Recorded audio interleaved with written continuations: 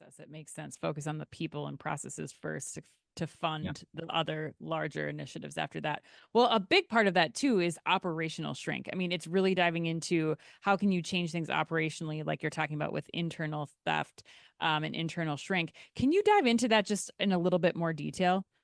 Yeah, sure. Operational shrink then is really the kind of what we would call basic blocking and tackling within retail operations. And in a lot of ways is really boring and it's not super innovative. So a lot of people aren't very excited to talk about it.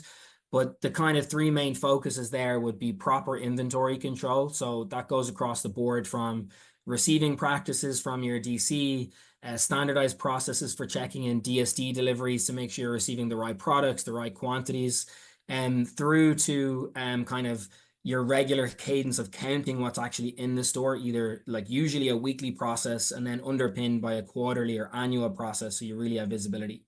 And then the other two pillars that we would focus on there would be proper like hygiene at checkout.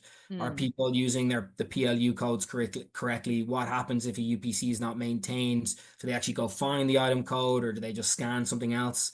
And then the final piece, which is really, I didn't leave the best for last, which is master data maintenance, because it's the main topic that people don't really want to talk about. And there's always somebody in an organization who's screaming about master data and nobody wants to listen to them. But there it's like, have you got the right case packs maintained so that you know you're shipping the right product from the store to the DC? Are the correct UPCs maintained in the right items?